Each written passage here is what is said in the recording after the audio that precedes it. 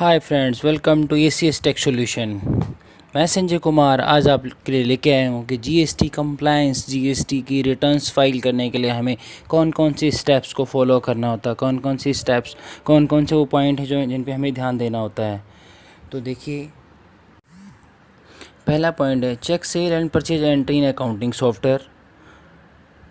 Second, taxable and non taxable revenue, GST ledger mapping, basic GST knowledge, ineligible input checking, section 17(5), RCM 9(3) and 9(4), nil dated and exempted expenses, non GST expenses, rule 42 and 43, export outward supply, condition of input taken, difference in HSN and SAC, SEZ knowledge, TDS and TCS on GST, UAN holder, credit note, debit note, large invoice, how to prepare GSTR1 in accounting software, how to prepare GSTR3V in accounting software, how to prepare GSTR2 in accounting software, how to download GSTR2A from GST site,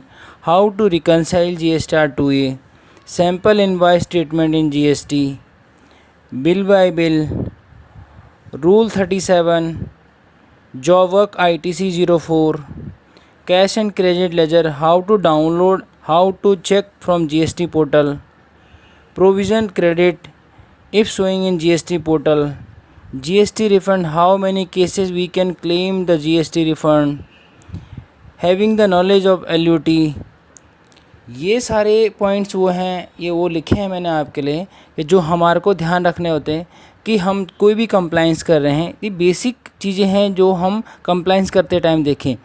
जैसे पहला point मैंने आपको बताया, tally में accounting की entry check करना, cell सही चढ़ा नहीं चढ़ा, परचेज सही चढ़ा नहीं चढ़ा, taxable revenue, non taxable revenue मेरा सही मैपिंग हुआ नहीं हुआ, जीएसटी के लेजर प्रॉपर हेड में गए कि नहीं गए, जीएसटी के जो टैक्स रेट लगा रखे हैं उनकी बेसिक नॉलेज हमारे को होनी चाहिए।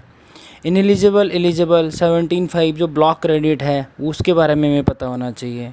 आरसीएम जो सेक्शन 9 और 9(3) CGST एक्ट, तो वो हमारे को पता होना चाहिए। Nil rated and exempted expenses, nil rated and exempted income दोनों के बारे में पता होना चाहिए। नॉन जीएसटी अगर कोई एक्सपेंसेस है, नॉन जीएसटी कोई इनकम है तो वो हमारे को पता होना चाहिए। रूल 42 और 43 की कैलकुलेशन में पता होनी चाहिए। रूल 42 के बारे में मैंने अपने पिछले वीडियो में भी आपको बताया था। एक्सपोर्ट आउटवर्ड सप्लाई अगर हमारी कोई हो रही तो उसकी हमारे को ट्रीटमेंट पता होना चाहिए। कंडीशन ऑफ इनपुट, किस केस में हम इनपुट ले सकते हैं वो हमें पता होना चाहिए। HSN और SEC में क्या डिफरेंस है वो हमें पता होना चाहिए। SEZ की नॉलेज होनी चाहिए कि SEZ एरिया में अगर कोई सेल हो रही तो उसका ट्रीटमेंट क्या करना चाहिए। GST, TDS, TCS अगर है तो उसका क्या ट्रीटमेंट होना चाहिए। कोई UAN होल्डर है तो उसका क्या ट्रीटमेंट होना चाहिए।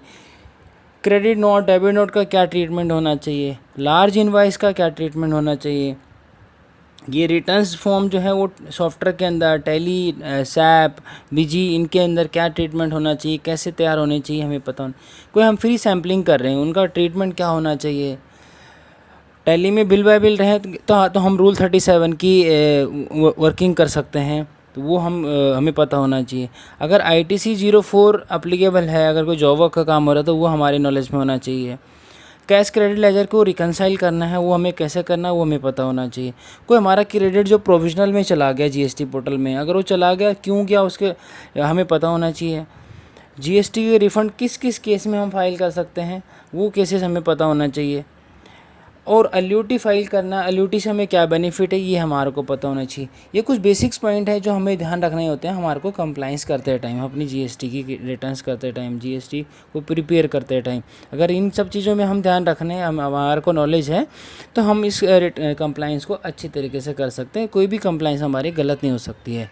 तो दोस्तों इन पॉइंट्स को आप चेक करें, देखें, इस वीडियो को देखते रहें और इससे आपको काफ़ी हेल्प मिलेगी आपकी कंप्लाइंस प्रिपेयर करने में। और उम्मीद करता हूँ ये वीडियो आपको अच्छी लगेगी। प्लीज़ सब्सक्राइब, लाइक, शेयर करना मत भूलिएगा। सपोर्ट करें ताकि इसी तरीके से वीडियो हम आपके लिए बनाते रहेंगे। Thank you so much.